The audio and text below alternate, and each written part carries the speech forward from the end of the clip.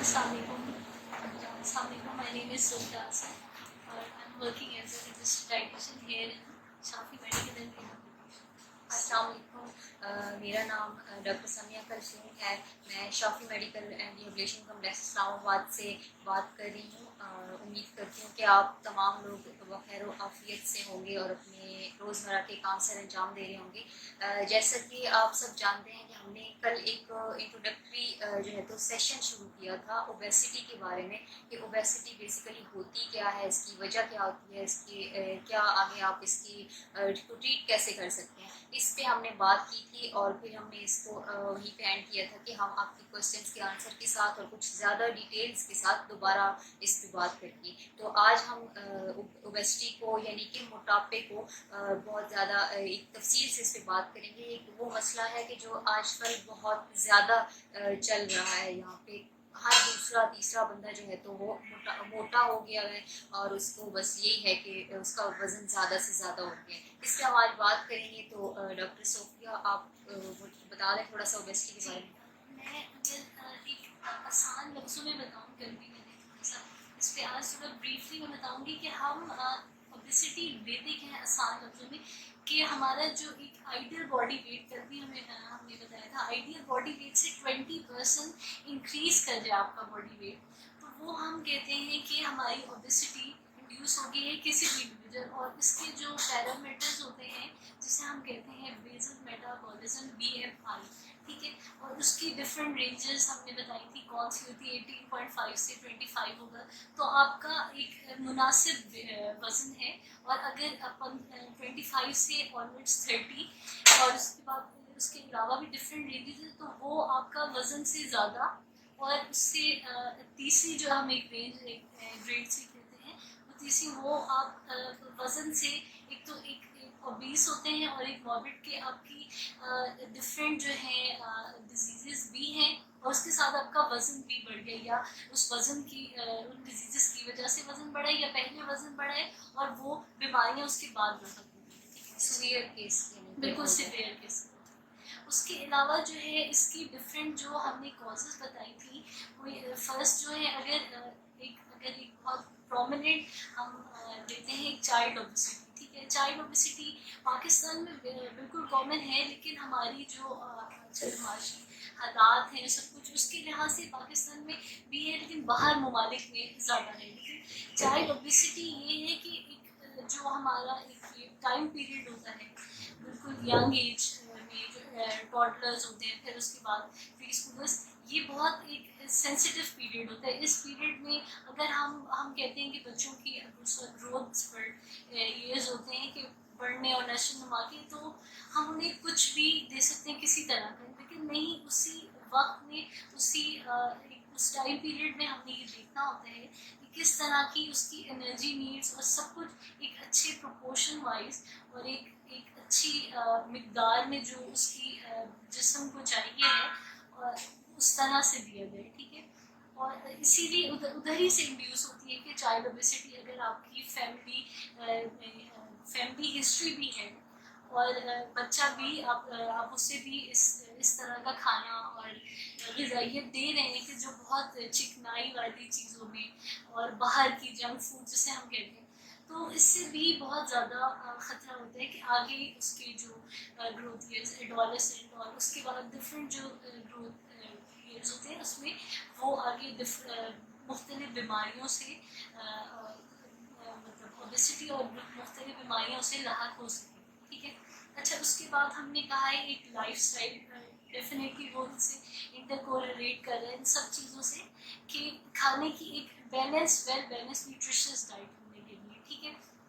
और वो किसी भी शुरू से हमारे शुरू ग्रोथ ईयर से ही हम स्टार्ट करें और वही कई वाली बात कि न्यूट्रिएंट डेंस होनी चाहिए, कैलोरी डेंस नहीं कि चिकनाई वाली ज़्यादा मीठी चीज़ें ना हो। ये सारी मीठी चिकनाई वाली और हम कार्बोहाइड्रेट्स वाली भी कि डिफरेंट जो हम टाइप्स कहते हैं उसी में शुगर्स भी आते हैं सब, तो उसमें इतना ज़्यादा उसका पोर्शन हम ना दें। हम वो चीज़ें दें जो न्यूट्रिएंट जैसे फल हो गए, डिफरेंट जूसेस दे दें, फ्रूट जूसेस इस तरह की। और वो भी उसमें भी जो मार्केट के होते हैं उसमें बहुत मीठा होता है सिरप, शुगरी होते हैं, तो उससे भी थोड़ा सा अगर हम इसकी एक वेल बैलेंस डाइट, वो भी हम आगे बताएंगे किस तरह से एक बुराक किस तरह हर एज वाइज हम किस तरह से एक पर्सन को क्या क्या दे सकते हैं। उसके अलावा जेनेटिक हमने बताया था तीसरा कल कि क्या क्या हो सकती है, जेनेटिक से क्या क्या इंटर को रिलेट कर रहे हैं, कौन कौन सी डिजीज क्या क्या चीज़ें हो सकती है, ठीक है।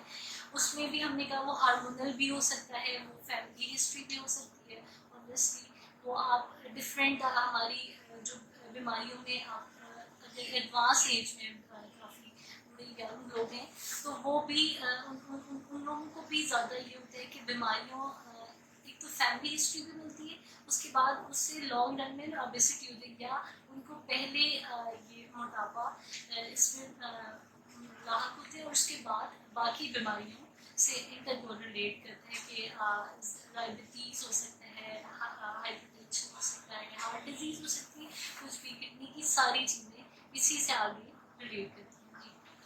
जी बिल्कुल ऐसा ही है कि हो सकता है कि आपको पहले आपको मोटापा हुआ, उसके बाद आगे जाके आपको दूसरी बीमारियां शुरू हो गई, या हो सकता है कि आपको कोई बीमारी पहले ही कोई शुगर हो गई है या कोई आप हार्ट पेशेंट हो गए हैं, तो वहाँ से फिर आपको मोटापा हो गया। तो ये दोनों कंडीशन हो सकती हैं। इसके बाद हम बात करते हैं कि हम इसके बेसिक पॉइंट पे जाएँ, इसको समझने की ज़रूरत है कि बिल्कुल आप स्टार्ट से जाएँ, इसको शुरू से देखें। तो होता क्या है कि आप ये देखिए कि आपकी जिस्म में आपकी जो एनर्जी है वो उसका सोर्स क्या है वो देखिए। अब उसकी हम बात करें तो हम कहते हैं कि हमारी जो जिस तरह से कोई गाड़ी है उसको चलने के लिए पेट्रोल चाहिए और पेट्रोल लीटर्स में चाहिए, इसी तरह आपकी जो आपका जिस्म है उसको भी चलने के लिए एनर्जी चाहिए।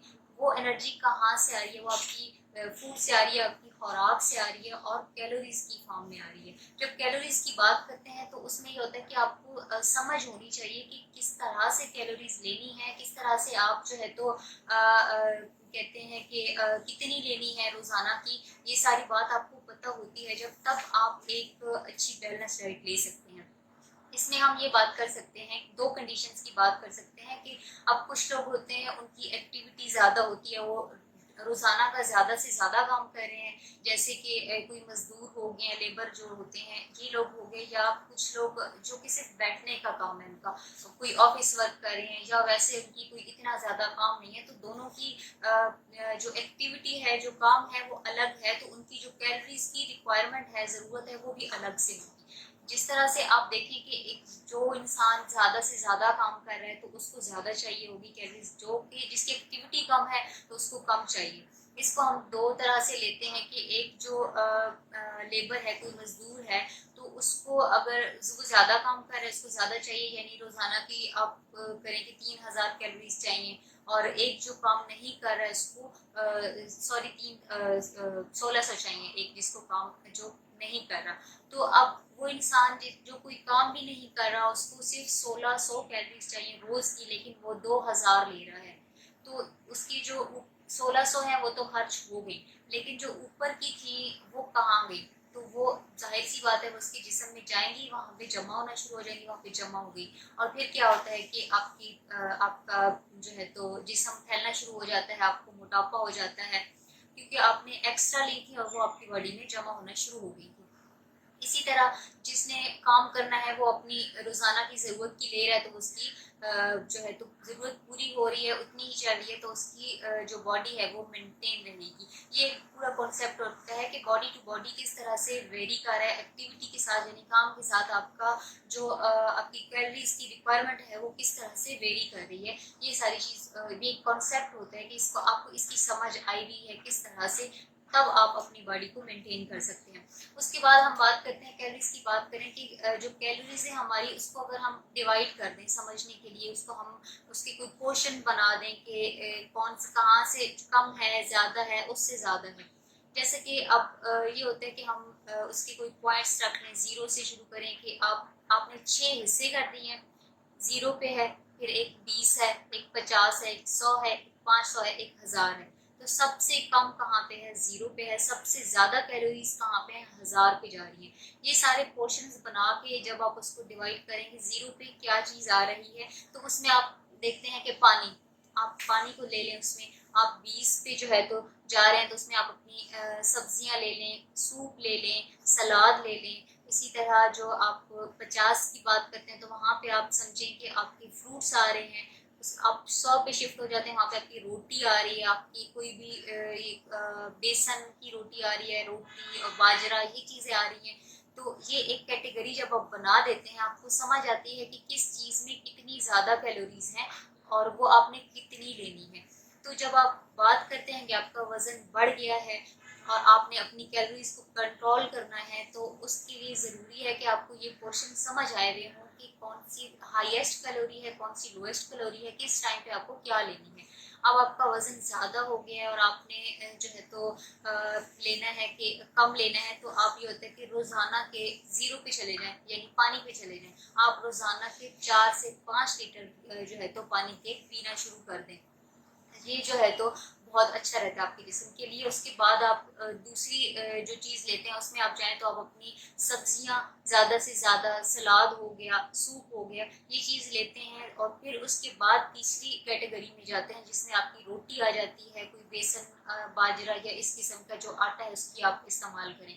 तो ये आप स्टेप बाय स्टेप जो चीज़ें हैं, कम से ज़्यादा की तरफ जो कैलोरीज जा रहे हैं, जब तक आपको ये समझ आई नहीं होगी इन चीज़ों की, तो आप अपनी कैलोरीज को कंट्रोल कर सकते हैं और फिर आप अपने बॉडी वेट को जो है तो मेंटेन रख सकते हैं।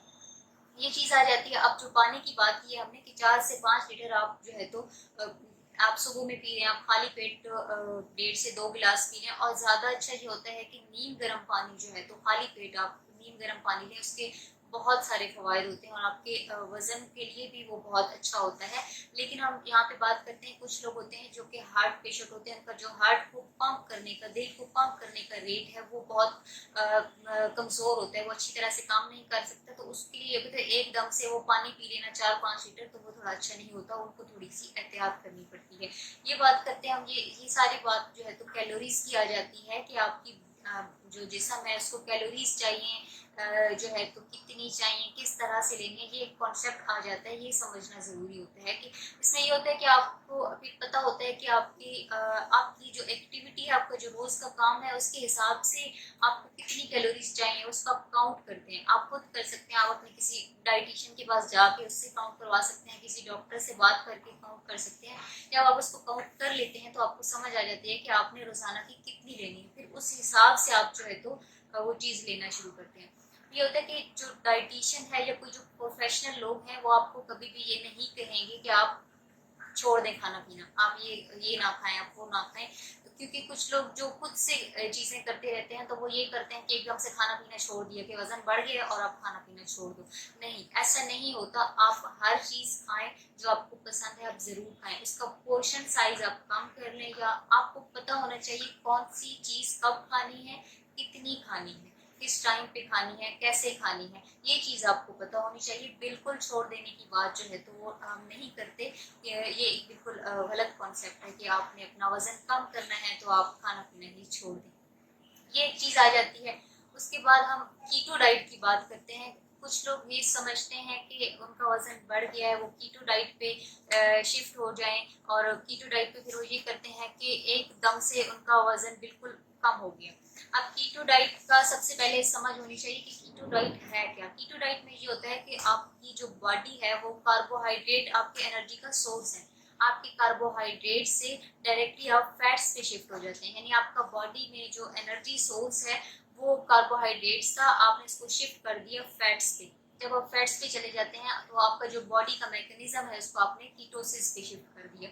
ये चीज़ होती है कीटो डाइट में। उसमें फिर ये होता है कि आपको, जैसे आप हम ये बात करते हैं कि कार्बोहाइड्रेट्स आपके लिए ज़रूरी होते हैं, फैट्स ज़रूरी होती हैं, प्रोटीन ज़रूरत होती है। जो प्रोटीन होती है वो आपके जो दिमाग का जो काम करने का वो है, उसके लिए जो एनर्जी चाहिए उसमें वो नहीं ज़रूरी होती, उसमें आपको कार्बोहाइड्रेट्स चाहिए होते हैं। तो इसलिए आप कार्बोहाइड्रेट से फैट्स की तरफ जाते हैं, प्रोटीन्स की तरफ नहीं जाते। ये एक कॉन्सेप्ट होता है कीटो डाइट का। लोग ये एक मतलब एक्सप्लेनेशन, हाँ, ये क्वेश्चन भी था कि कीटो डाइट को जो है तो उसमें हम क्या कर सकते हैं और किस तरह से यूज़ कर सकते हैं। तो सबसे पहले ये पता होना चाहिए कि कीटो डाइट है क्या, उसमें होता क्या है। उसमें एक सिंपल सी बात है कि आपने अपने जिस्म को कार्बोहाइड्रेट से फैट्स के एनर्जी सोर्स पे शिफ्ट कर दिया है। उसके बाद फिर हम उसकी कुछ अमाउंट्स लेते हैं कि जैसे अब हम अपनी रोजाना की बात करते हैं कि आपको आपकी बॉडी में कार्बोहाइड्रेट्स कितने चाहिए, क्योंकि ज़्यादा से ज़्यादा जो एनर्जी आपकी बॉडी में आ रही होती है वो कार्बोहाइड्रेट से आ रही होती है। तो आप ये देखते हैं कि आपको रोज़ में 50 से 60% जो है तो कार्बोहाइड्रेट्स चाहिए, और जो आपकी फैट्स हैं तो वो 30%, 30% आपको फैट्स चाहिए। जब आप कीटो डाइट पे जाते हैं, शिफ्ट होते हैं, तो आप क्या करते हैं कि आप जो 50 to 60% कार्बोहाइड्रेट है उसको आप लेके 15 से 20% पे शिफ्ट कर देते हैं। जबकि जो आपकी फैट्स होती हैं उसमें आप क्या करते हैं, वो 30% आपको रिक्वायर्ड थी और उसको आप उठा के 80%, 80% पे ले गए हैं। ये आपकी कीटो डाइट में होता है। और जो प्रोटीन का ये परसेंटेज है, जो उसकी फीसद है, वो उसको आप नहीं, उसका कोई इशू नहीं होता। वो आप जितनी लेना चाह रहे हैं या जितनी ले रहे हैं वो आप लेते हैं। ये एक सारी चीज होती है। फिर ये होता है कि जो लोग कीटो डाइट पे शिफ्ट होते हैं वो ये समझते हैं कि उनका एकदम से बहुत अच्छा रिजल्ट आ गया और वो बहुत अच्छा जो है तो उनका वजन एकदम से आके कम हो गया और बहुत बॉडी मेंटेन हो गई है। तो उसमें ये होता है कि जैसे हर चीज आप लेते हैं, हर चीज का कोई ना कोई नुकसान भी होता है और फायदा भी होता है। इसी तरह आप कीटो डाइट की बात करते हैं तो उसका फायदा तो आपको हो रहा है कि आप एकदम से आपका वजन कम हो गया और आप खुश हो गए कि आपने जी इतना जो है तो कम कर दिया। वो किस तरह से कम किया उसका ही होता है। जैसे कि आप जब जैसे ही फैट्स पे जाते हैं तो सबसे पहले आपकी बॉडी क्या करती है, कार्बोहाइड्रेट्स के सोर्स नहीं आ रहे तो आपके जिस्म में जो पानी जमा होता है, जो रिटेन होता है, वो उसको यूज करना शुरू कर देता है। आपके 4 से 5 किलो वहां पे कम हो गए, वो आपका बॉडी का जो पानी वहां पे रिटेन था वो यूज हो गया। उसके बाद फिर जो आपके आप आपको अगर चाहिए कि आप कहते हैं आपको 1600 जो है तो कैलोरीज रोज की चाहिए, लेकिन आपने वजन कम करना है और आप 1000 ले रहे हैं। अब फिर क्वेश्चन आता है कि मैं 1000 ले रहा हूँ लेकिन मेरी तो रिक्वायरमेंट 1600 की है, तो वो 1600 कहाँ से पूरी, जो ऊपर के 600 है कहाँ से आएंगे? वो कहाँ से आते हैं? जो आपके जिस्म में जितनी भी फैट्स इकट्ठी हो गई होती हैं वो फिर आपकी बॉडी उसको यूज करना शुरू कर देती है, तो वो वहां से आपकी रिक्वायरमेंट पूरी हो जाती है। ये कॉन्सेप्ट हो जाता है कीटो डाइट का। लेकिन फिर हम इसकी बात करते हैं, इसकी साइड इफेक्ट्स होते हैं। इसकी साइड इफेक्ट्स का ये होते हैं, कीटो डाइट बेसिकली जो हम यूज करते हैं किसको देते हैं, एपिलेप्सी के, यानी जो मिर्गी के जो मरीज होते हैं उनके लिए बेसिकली ये जो है तो किया जाता है। इसके अलावा जो कैंसर के मरीज होते हैं, क्योंकि कैंसर में ये होता है जो कैंसर सेल्स होते हैं वो आपके वहाँ पे कार्बोहाइड्रेट्स जो होते हैं उस पर ग्रोथ हो रही होती है उनकी। तो जब आप कार्बोहाइड्रेट्स का सोर्स खत्म कर देते हैं तो उनकी जो ग्रोथ है, जो उनकी नशोनुमा है, वो रुक जाती है। इसी तरह एपिलेप्सी में जो आपके मरीज आते हैं तो उनको आप कीटो डाइट देते हैं, लेकिन ये होता है कि वो आप ज्यादा टाइम के लिए नहीं दे सकते। यानी आप उसको 3 महीने के लिए कीटो डाइट पे आपने शिफ्ट किया, फिर बीच में आपने ब्रेक ले लिए और फिर आप दोबारा उसका शुरू करते हैं। ये एक तरीका होता है कीटो डाइट का। किसी ने अगर अपना जैसे कि वजन कम करना है और वो एकदम से कीटो डाइट पे शिफ्ट हो गया, फिर ये होता है कि यहाँ पे जो हमारा कल्चर है हमारे पाकिस्तान में ये है कि हम लोग बहुत ज़्यादा बदपरहेजियाँ बहुत ज़्यादा होती हैं, आना जाना होता है कई जगह पे, हमारे बहुत सारे इवेंट्स होते हैं, कोई शादी का मौका आ गया, कोई ईद का मौका आ गया, इस तरह से, या कहीं बाहर आप गए हैं तो आपका जो खाना पीना है वो आप फिर उस तरह से नहीं करते। कहीं पे आपने कुछ ज़्यादा मीठा खा लिया है, कोई कहीं पे आप ये बाहर से कोई जलेबियाँ और ये सारी चीज़ें जो है बाहर की, ये आपने खा लिया तो आपकी बदपरहेजी होगी। उसका नुकसान आपको क्या होता है कि आपने एक दफ़ा तो कीटो डाइट शुरू की है, लेकिन फिर आपने क्या किया कि एकदम से आप अपने नॉर्मल लाइफस्टाइल की तरफ चले गए, आप फिर से कार्बोहाइड्रेट्स ले रहे हैं या बदपरहेजी कर रहे हैं। तो वो जब उसका रिजल्ट सामने आता है वो किस तरह से आता है कि आप एकदम से आपका वजन फिर बढ़ जाता है, और वो जब बढ़ता है तो वो पहले से ज्यादा खतरनाक तरह से और बहुत एकदम से अजीब वो बढ़ जाता है। तो उसमें ये होता है कि फिर आप दोबारा से आपको वो पीछे की तरफ जाना पड़ता है और आपको सब कुछ करना पड़ता है। तो ये होता है कि इसके फिर नुकसानात भी काफ़ी होते हैं। आप एक लंबे अरसे के लिए कीटो डाइट पे चल रहे हैं तो उसमें क्या होता है, आपकी स्किन खराब होना शुरू हो जाती है, आपके बाल खराब होना शुरू हो जाते हैं, आपके नेल्स खराब होना शुरू हो जाते हैं।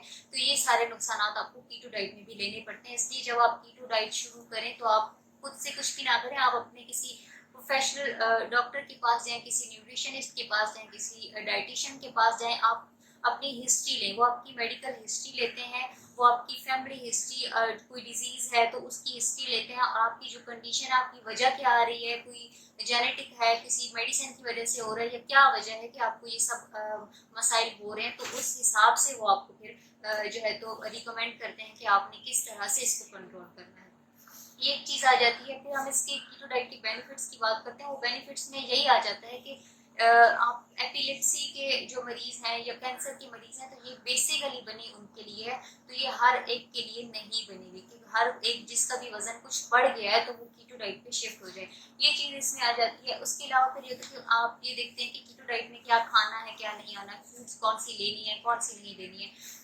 उसमें आप जो आपके सीड्स आ जाते हैं, ये बीज आ जाते हैं, सूरजमुखी का बीज आ गया, अलसी की बीज आ गई, ये सारे ये चीज़ आपके आप कम कर देते हैं या इसको छोड़ देते हैं। आप ज़्यादा से ज़्यादा सब्ज पत्ते वाली जो सब्जियां होती हैं उनको ले रहे होते हैं, आप सूप ले रहे होते हैं, आप सलाद ले रहे होते हैं, आप फ्रूट्स खा रहे होते हैं। फिर फ्रूट्स में ये होता है कि जो आप आजकल जैसे आम का मौसम है, तो आम जो है तो कैलोरी डेंस है, इसमें कैलोरी ज़्यादा होती हैं, या कीटो डाइट में आप स्ट्रॉबेरी ज़्यादा से ज़्यादा यूज़ करते हैं, उसमें थोड़ी कैलोरीज कम होती हैं, तो ये चीज़ आप इस्तेमाल करते हैं। इसके अलावा आपको जो आपके प्रोटीन के सोर्स हैं उसका आपको कोई आपको अलाउ होता है, आप खा सकते हैं, आप गोश्त खा सकते हैं, आप हाँ दालें जो है तो आपकी कम कर दी जाती हैं, लेकिन जो गोश्त होता है वो आप कोई भी गोश्त है वो उसको आप मटन है, बीफ है, चिकन है, उसको खा सकते हैं। उसका आप जो पकाने का तरीका है वो बदल देते हैं कि आप उसको देसी घी में पका लें, देसी घी नहीं, आप उसको कोकोनट ऑयल में पका लें, या किसी अच्छे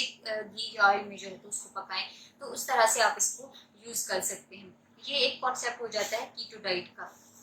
आप कुछ बताना चाहेंगे कीटो? अच्छा, मैंने जो क्वेश्चन आप लोगों ने जब पूछा था कीटो डाइट और एग डाइट क्या हम यूज़ कर सकते हैं, मैंने बहुत अच्छा एक्सप्लेन किया फ्रॉम एवरी एस्पेक्ट से। अच्छा, मैं इसका एक छोटा सा रिकैप दे दूँगी कि हमने किस तरह से जो था कीटो डाइट एक्चुअली क्या होता है। पहले तो क्वेश्चन का मैं आंसर, फिर मैं थोड़ा एक्सप्लेन करूँगी।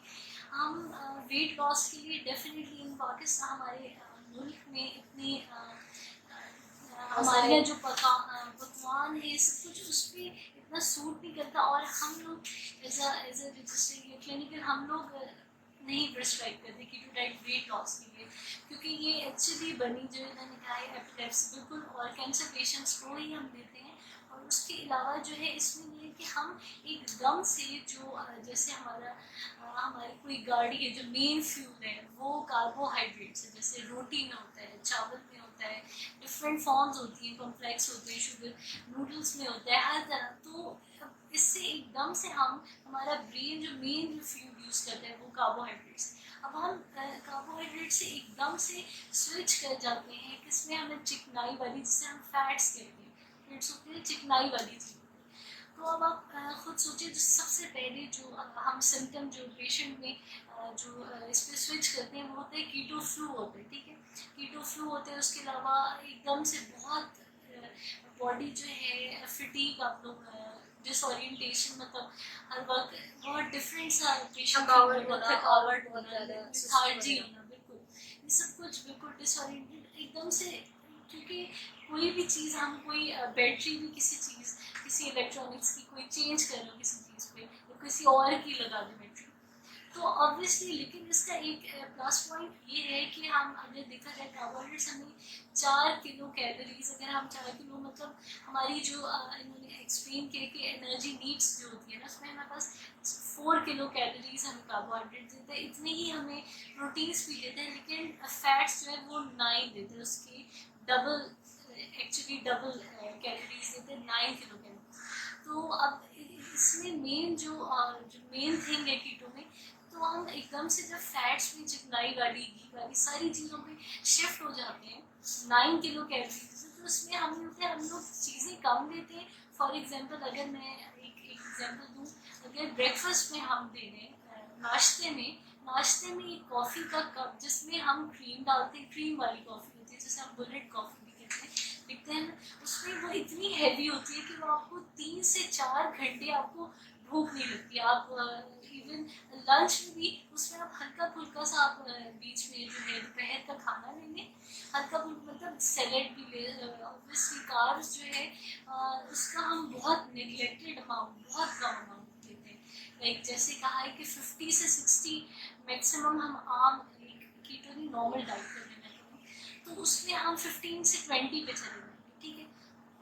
तो ऑब्वियसली स्विच करेंगे तो मसला एकदम से बॉडी का वो मैकेनिज्म फैट्स पे चलने लगते हैं, तो कुछ दिन लगते हैं, ठीक है।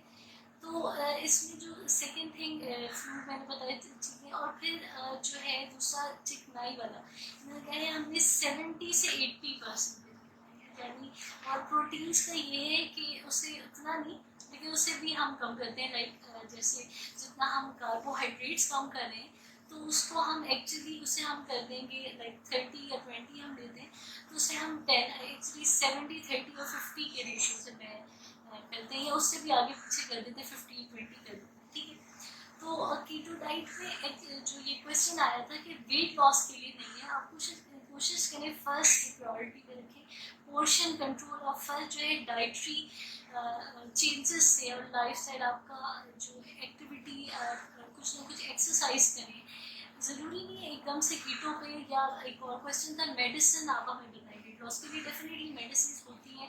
अभी एक हमारे पास कमेंट कल भी मैंने बताया था ऑलरेडी सेट होती है, उसका मैकेनिज्म भी मैं बताऊँगी क्या होता है, लेकिन एक्सट्रीम कंडीशन पे एक डिजीज़ है स्लीप एपनिया, या अगर उसमें गैस्ट्रिक बाईपास हो, या उसकी 2-3 बहुत सर्जिकल कंडीशन जिसमें बहुत ऐसी कंडीशन होती है पेशेंट डाइटरी और बाकी चीज़ों से कंट्रोल नहीं हो सकता, तो उन्हें हम मेडिसिन से देते हैं, जो जैसे ऑलरेडी सेट और डिफरेंट और मेडिसिन है जो पाकिस्तान में अवेलेबल है और बिल्कुल देते हैं।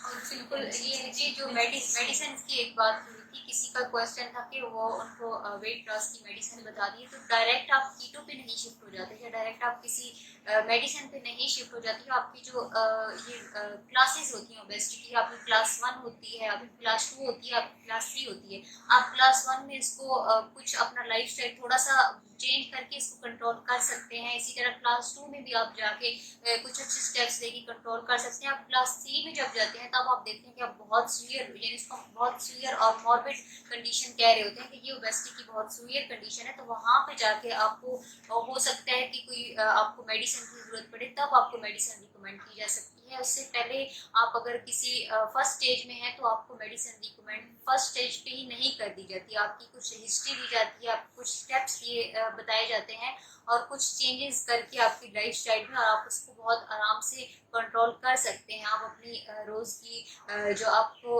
ये बात है कि आप जो खा रहे हैं वो उसका पोर्शन साइज उसको कंट्रोल कर लें। आप अपने न्यूट्रिएंट्स की जो वैल्यू है और रिक्वायरमेंट है उसको बढ़ाएं, अपनी कैलोरीज को ना बढ़ाएं, अपनी न्यूट्रिएंट्स को बढ़ाएं। इस चीज़ को आप कंट्रोल कर लें, और आपकी जो एक्सरसाइज है आप ज़्यादा से ज़्यादा आप रोज़ की वो भी हो, तो क्योंकि आप ज़्यादा से ज़्यादा खा रहे हैं लेकिन आप कोई एक्सरसाइज नहीं करें तो ऑफकोर्स आपका जो वेट है वो ज़्यादा ज़्यादा होना शुरू हो जाएगा। तो ये जो चीज़ें होती हैं इनको आप जब इनका ख्याल करते हैं, इनको कंट्रोल करते हैं, तो तब आप अपनी जो अर्ली स्टेज की ओबेसिटी होती है, मोटापा होता है, उसको कंट्रोल कर सकते हैं।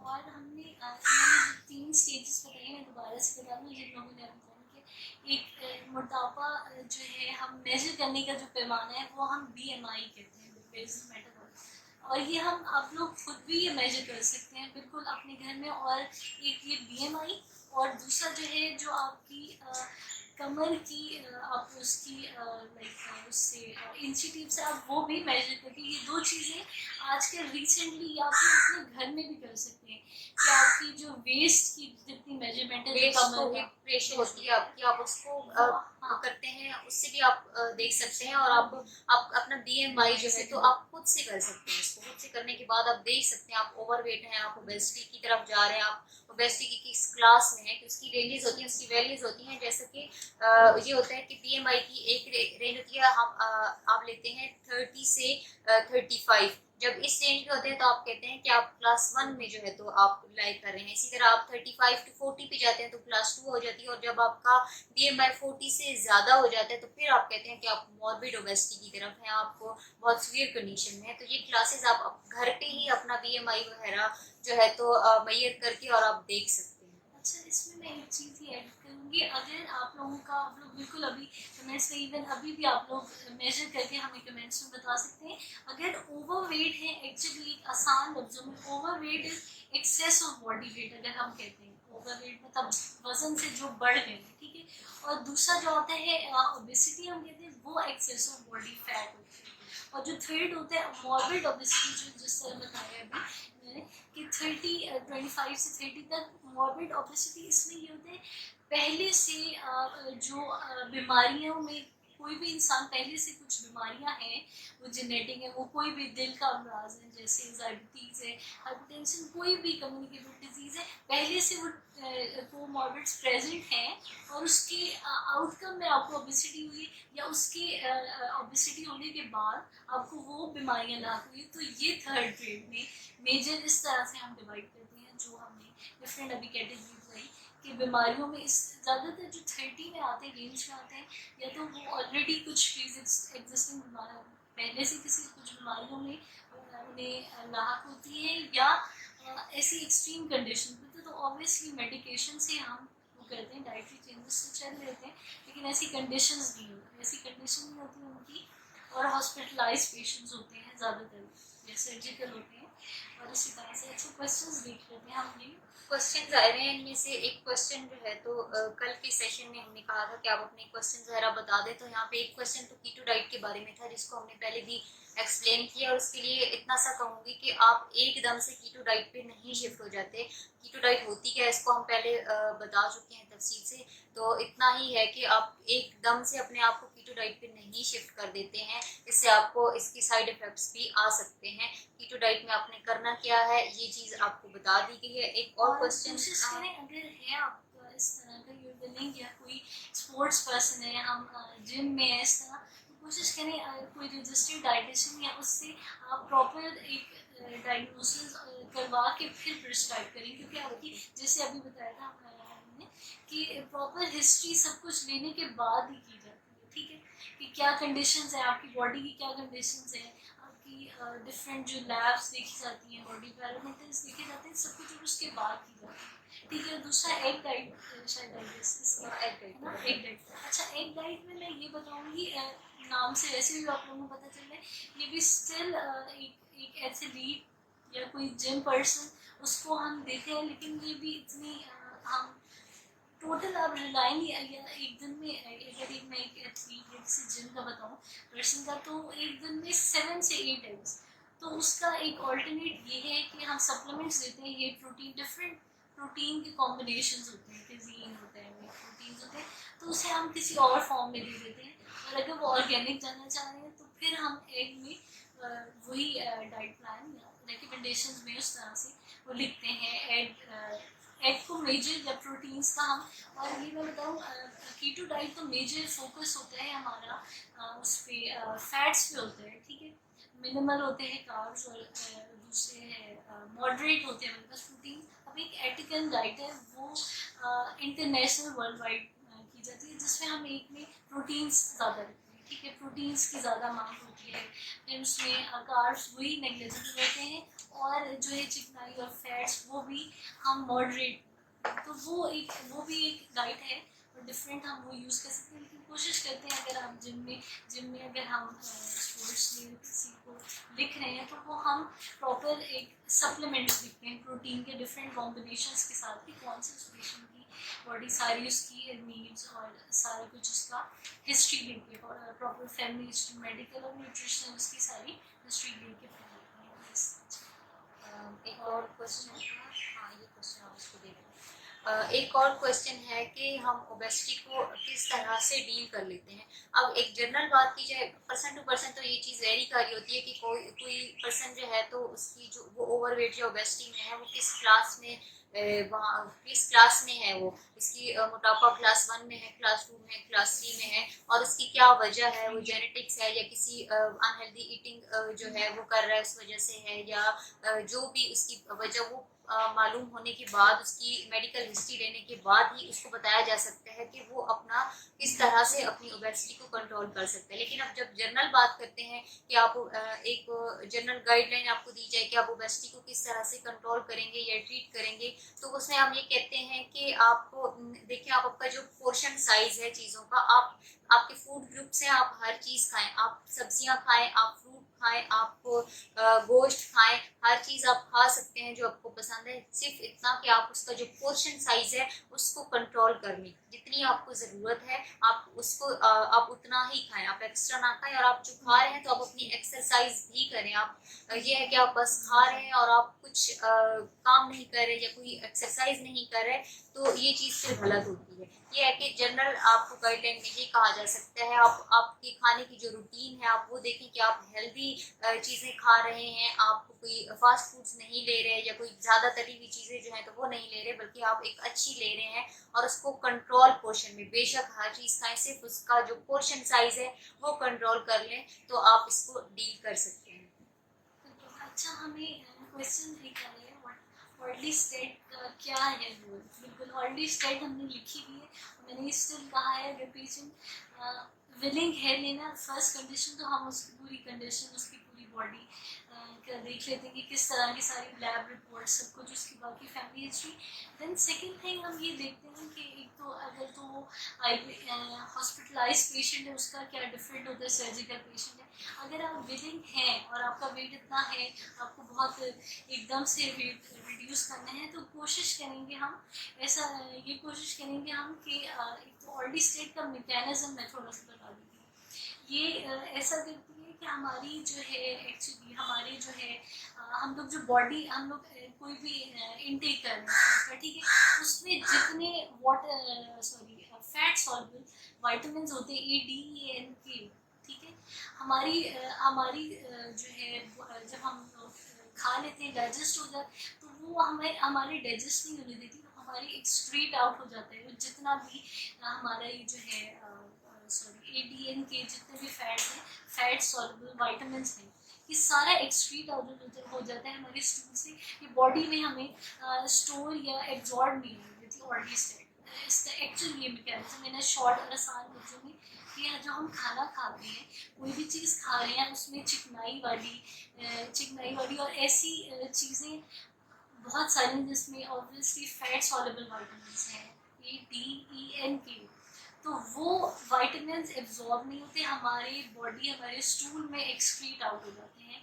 तो जब फैट सॉल्युबल चीज़ें ही एब्जॉर्ब होंगी तो हमारा उस तरह से वेट गेन वो नहीं वेट रिड्यूस नहीं होता है। लेकिन इसका ऑब्वियसली ड्रॉबैक ये है कि हमारी बॉडी को नीड है हमारे फैट सॉल्युबल विटामिन्स की, सिर्फ वेट का उनका काम नहीं होता कि वो वेट हमारा वो कर रहे हैं, हमारा रिड्यूस कर रहे हैं, हमें विटामिन ए की ज़रूरत है, हमारे के जो है क्लॉटिंग में हेल्प करते हैं, हमारे डी करता है, ई, हर चीज़ का डिफरेंट है, लेकिन वो हमारे सारे स्टूल में एक्सक्रीट आउट हो जाते हैं, हमारे स्टूल में एब्जॉर्ब नहीं होने देते हैं हमारे डाइटरी फैट सॉल्युबल विटामिन्स को, और वो सारे एक्सक्रीट आउट, तो ऑब्वियसली आपका उस तरह से वेट, आप उस तरह से वेट गेन नहीं करेंगे, आपकी वो चीज़ें, लेकिन वो डेफिशिएंट हो जाएंगे हमारे, उसकी डिफरेंट डेफिशिएंसीज हर विटामिन की डिफरेंट है, ए की हमारे विटामिन है डिफरेंट, और भी है ए की, डी की, ई की, सबकी के की, और के विटामिन तो बहुत वैसे इंपॉर्टेंट है क्लॉटिंग में, एकदम से क्लॉटिंग का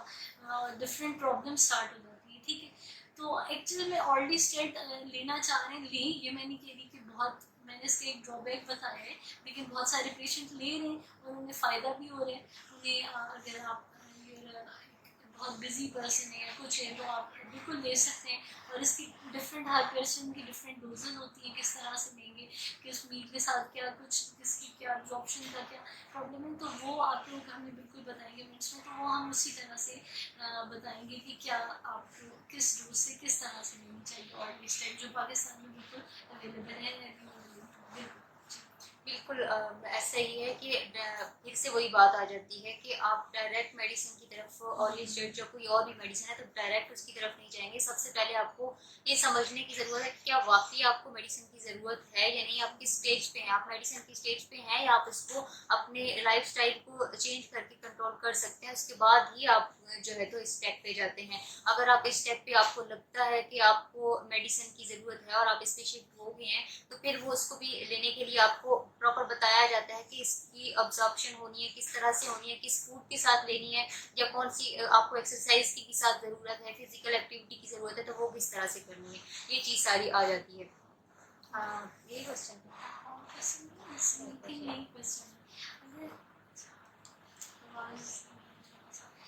इसके अलावा कुछ और क्वेश्चन हैं आप लोगों को, प्लीज़ बताएं, या कुछ आप लोगों ने पूछना हो अपनी लाइफ स्टाइल या उसके रिलेटेड, तो बिल्कुल हमें आंसर शेयर करें।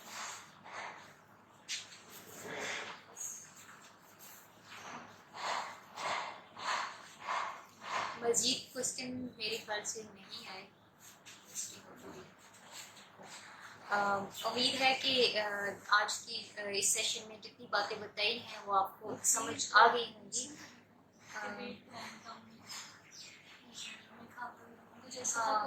अच्छा, बीच में एक क्वेश्चन कल के हमारे सेशन में एक आया हुआ था कि वो ये बात कर रहे थे कि वो बहुत कम खाते हैं लेकिन उनका वेट ज़्यादा से ज़्यादा हो रहा है, तो उसका जो है तो ये हो सकता है कि वो आपकी कोई जेनेटिक प्रॉब्लम हो, उस वजह से आपको आप बेशक कम खा रहे हैं लेकिन आपके वो वेट जो है तो ज़्यादा से ज़्यादा हो सकता है। इसके लिए आपकी डिटेल्स चाहिए होती हैं। आप देखते हैं कि क्या वजह आ रही है और किस तरह से आपको आपका लाइफ स्टाइल क्या चल रहा है। ये सारी चीज़ें, या हो सकता है कम खा रहे हैं लेकिन वो अनहेल्दी चीज़ें हैं, वो फास्ट फूड्स हैं, ये भी हो सकता है।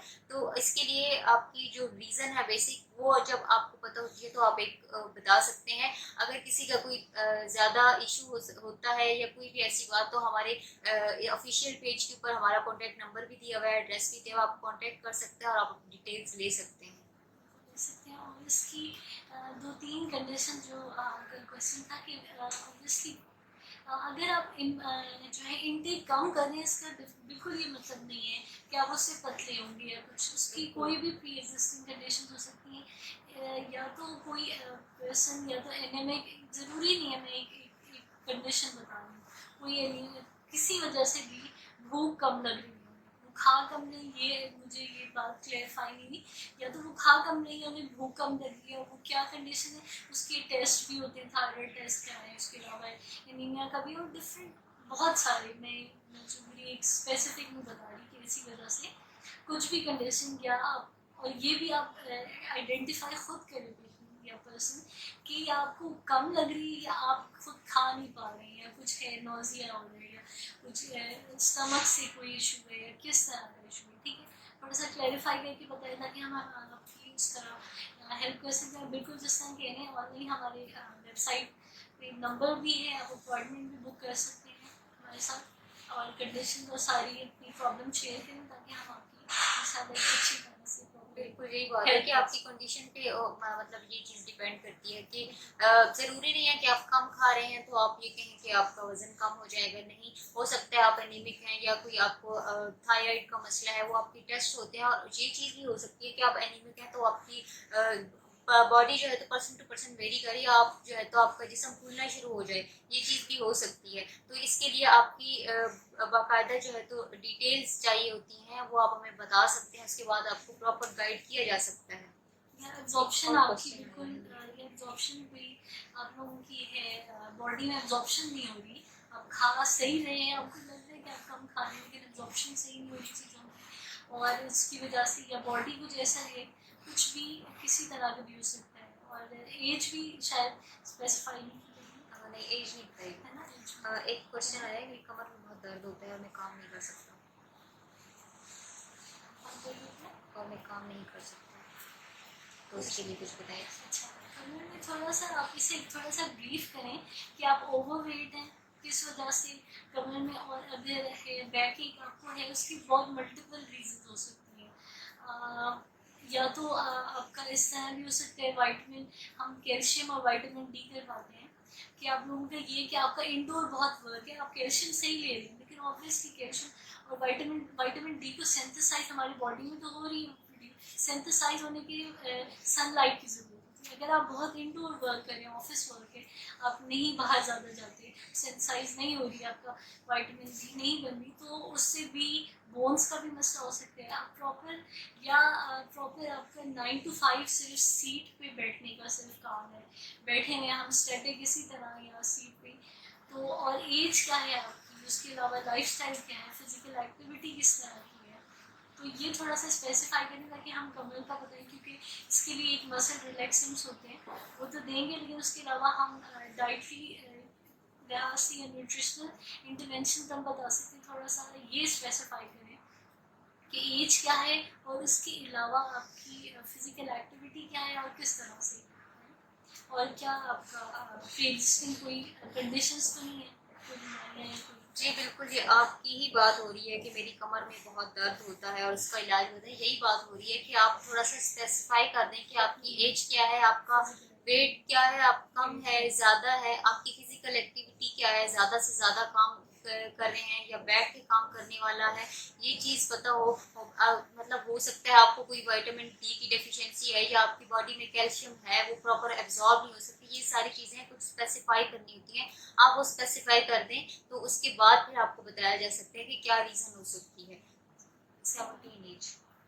अच्छा 17 एज, थोड़ा सा वेट भी बता दें आप अपना वेट बता दें ये और कोई कि आपका क्या है। 17 तो काफ़ी यंग है, तो उस लिहाज से तो फिर मेरे सारे वाइटामिन डी और कैल्शियम, वाइटामिन डी और कैल्शियम लेवल्स का है, सीरम कैल्शियम और डिफरेंट लेवल। और अगर यंग एज में हम ओवरवेट का देखते हैं तो एक होता है, 2-3 सिंड्रोम्स होते हैं क्राउन सिंड्रोम, उसके भी हम टेस्ट कराते हैं, ठीक है। तो थोड़ा सा स्पेसिफाई करें, क्योंकि कमर में दर्द के लिए अगर वैसे आप किसी फिजिशियन और उसके पास, तो वो प्रॉपर एक मसल रिलैक्सिंग दे देंगे, कोई भी, मैं अब नाम नहीं इस वक्त किसी मेडिसिन का नहीं दूँगी, लेकिन मसल कोशिश करें कि प्रॉपर हिस्ट्री दूँ कुछ भी है। 52 वेट बता रहे हैं। 17 ईयर्स के लिए हम आगे देख लेते हैं उनका कितना है। और फिजिकल एक्टिविटी किस तरह है, घर में होते हैं, प्रॉपर सिर्फ इंडोर वर्क होते हैं, किस तरह से, ये भी थोड़ा सा बता दें। अपनी थोड़ा फिजिकल एक्टिविटी के बारे में भी बता दें कि आपकी एक्टिविटी किस तरह से है, आप डेली की आपकी रूटीन क्या है, काम ज़्यादा है, बैठने वाला है, किस तरह से है, तो आपको थोड़ा सा स्पेसिफाई किया जा सकता या है। कोई कंडीशंस तो कोई नहीं कोई है, कंडीशंस भी हो कोई सकती हैं, deficiency? जिसमें आपको कोई डेफिशिएंसी भी हो सकती है, आपके कोई आप लेवल चेक कराने पड़ते हैं आपको अपनी कैल्शियम लेवल या विटामिन डी के, तो उसके बाद ही आपको बताया जा सकता है। आप अपनी थोड़ी सी एक्टिविटी के बारे में बता दें।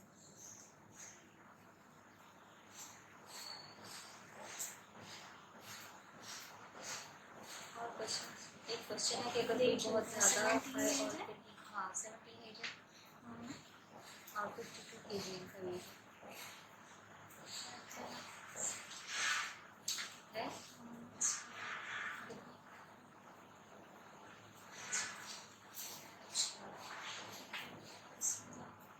थोड़ा बहुत बैठने वाला है।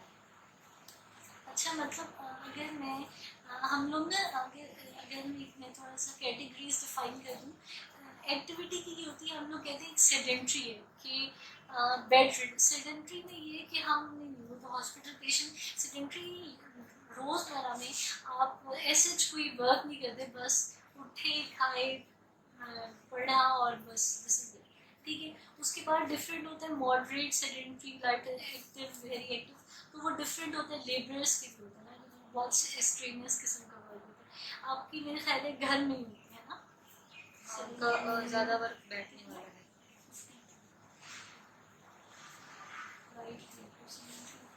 अच्छा, हाइट और weight। आप अपनी हाइट मेंशन कर दें, वेट तो आपका मेंशन हो गया, आप अपनी हाइट आप यहाँ पे मेंशन कर दें कि कितनी है। इसमें क्या है? नहीं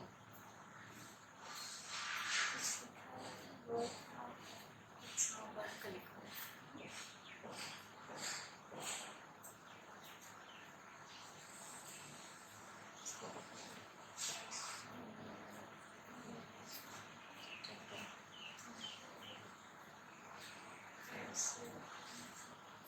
लाइटली एक्टिव, जिसमें हम उसकी हाइट विदाउट ये देखते हैं, हाइट अपनी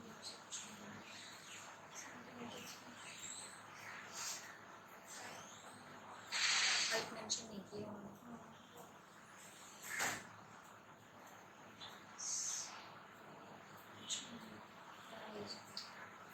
बस ठीक है, कोई मसला। अच्छा, मैं इसके लिए अगर हम एक ना शॉर्ट हम बताएं, तो कोशिश करें आप एक तो फर्स्ट ऑफ ऑल जाके अपने विटामिन डी और कैल्शियम लेवल्स कराएं, ठीक है।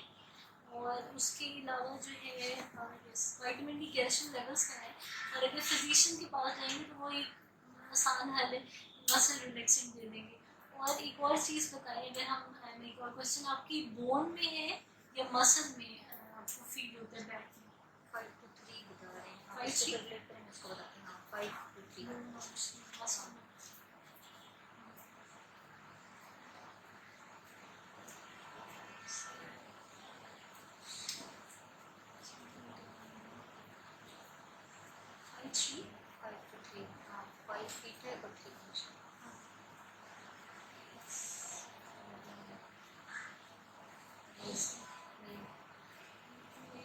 52 है।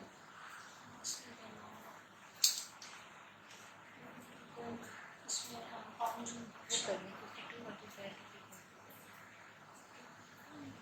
आप उनसे वो वाला क्वेश्चन पूछने की बोल में वो आपको कैलकुलेट करके तो प्रॉपर बताएंगे कि आप किस क्लास में इस वक्त हैं, कि आपकी क्या कंडीशन चल रही है वेट की। आप ये थोड़ा सा बता दें कि आपके मसल्स में पेन है या आपकी बोन में पेन है। ये दो कंडीशन भी होती हैं, हो सकता है आपकी बोन जो है तो उसमें पेन होता हो या आपके मसल्स में, तो इसको भी थोड़ा स्पेसिफाई करते हैं। जी ये टाइम वेस्ट ठीक है बस मुझे सब कुछ होगा नहीं सही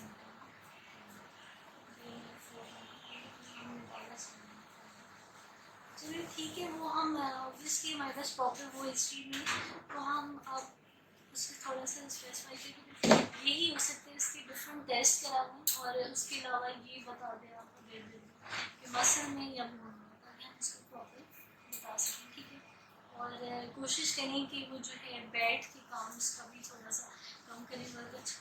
हम कंफ्यूज इसी पे करते हैं कि नॉर्मली ओबेसिटी सबसे बड़ी प्रॉब्लम है पाकिस्तान में। ठीक है क्योंकि ज़्यादातर लोगों का सेडेंट्री लाइफस्टाइल है, हम लोग सिर्फ बैठ के करते हैं और जो एडल्ट्स हैं हमारे बड़े बूढ़े लोग हैं वो भी ज़्यादातर, और उसमें ज़्यादातर हमने जितने भी देखे हमारा एक कॉन्सेप्चुअल ये बन चुका है कि बड़े लोग हैं वो ज़्यादा उन्हें मोटापा हो गई होगा। ठीक है हमारे ये क्योंकि ज़्यादा फिजिकल एक्टिविटी नहीं होती, हम बैठ के काम कर रहे हैं, हम चल कोई वॉक या कुछ भी नहीं कर रहे। ठीक है सिर्फ बेड पे नमाज पढ़ी खाना खाया, यही हमारा आज का रूटीन है। ठीक है जैसे हम बिल्कुल कहते हैं। ठीक है अच्छा उसके अलावा जो एक शॉर्ट में अगर एक न्यूट्रिशन रिकमेंडेशन एक आम हर बंदा जो फॉलो कर सके उसके लिए एक बताऊँ, कोशिश करें first of all balance diet, जो हम हमेशा से कहते हैं वेल बैलेंस डाइट। हर चीज़ हर ग्रुप में 5 हमारे फूड ग्रुप्स हैं, हर चीज़ उसमें बैलेंस अमाउंट में लें, पोर्शन साइज के अकॉर्डिंग। ठीक है अगर आप चपाती ले रहे हैं तो एक 6 इंच की एक स्टैंडर्ड हमारा पोर्शन साइज है, तो एक 6 इंच की चपाती। ठीक है एक छोटी सी इतनी होती है जिसका एक 60 कैलोरीज हमें देती है, कोशिश करें वो रोटी 1 से 1.5 से ज़्यादा ना, और वो भी हर इंसान और हर पर्सन पे वेरी करती है कि कौन किस बंदे का कितना है। जैसे मैं कुछ लोगों की 1600 कैलोरीज एक पूरे दिन में, कुछ लोगों की हमने जो स्टैंडर्ड इंटरनेशनल का 2000 एक एवरेज पर्सन के लिए होते हैं। ठीक है लेकिन स्टिल वो हर उसकी कैलोरी नीड, उसकी फिजिकल एक्टिविटी, उसकी बेस्ड मेटाबॉलिज्म एंड हर चीज़ पे डिफरेंट आइडियल बॉडी वेट, हर चीज़ को कैलकुलेट करके ही हम निकालते हैं उसकी एनर्जी नीड, उसकी प्रोटीन का, उसकी सारी चीज़ें। ठीक है तो अगर आप लोग चाह रहे हैं प्रॉपर एक कंसल्टेशन तो नंबर जो हमने मेंशन किया उस पर आप बिल्कुल कॉन्टैक्ट करिए और ताकि हम प्रॉपर अच्छी तरह से आपको गाइड कर सकें। जी बिल्कुल। बहुत इन्होंने एक बात दी कि अच्छा समराइज कर दिया है कि आपको जनरल में यही बात करते हैं कि आपको समझ आए कि पता होना चाहिए आपको आपकी बॉडी है ओवरवेट है, ओबेसिटी में है, ओबेसिटी की किस क्लास में है। सबसे पहले आपको ये समझना है, उसके बाद आपको ये समझना है कि आपकी जो बॉडी की नीड है कैलोरीज की वो कितनी है, आप उतनी ले रहे हैं उससे ज़्यादा ले रहे हैं। और आप ये देखें कि आपकी एक्टिविटी कितनी है, आप अपनी एक्टिविटी के साथ ही देखें कि आप जो चीज़ ले रहे हैं क्या उतनी एक्टिविटी भी कर रहे हैं या उतनी ही आपकी बॉडी उसको यूज़ भी कर रही है या नहीं। तो ये सारी चीज़ें आपको समझने की ज़रूरत है। उम्मीद है कि आपको हमारे आज के सेशन में कुछ बेसिक चीज़ें समझ आ गई होंगी। मज़ीद अगर किसी का कोई प्रॉब्लम होता है किसी को, क्योंकि ये होता है कि फिर जब आप प्रॉब्लम स्पेसिफाई कर देते हैं तो उसके लिए कुछ चीज़ें होती हैं जो कुछ डिटेल्स होती हैं चाहिए होती हैं, उसके बाद ही आपको बताया जा सकता है और आपको कोई गाइडलाइन दी जा सकती है। तो हमारे ऑफिशियल पेज पे हमारा एड्रेस दिया हुआ है, हमारा नंबर दिया हुआ है, आप उस पर कॉन्टैक्ट कर सकते हैं और आपको फिर जो है तो एक प्रॉपर गाइडलाइन दी जा सकती है। उम्मीद है कि आपको ये तमाम बातें समझ आ गई होंगी। अपना, अपने दोस्तों का और अपने साथ वालों सबका ख्याल रखें, खुश रहें और दुआओं में याद रखें। इंशाल्लाह फिर एक किसी और सेशन में मुलाकात होगी। अल्लाह हाफ़िज़।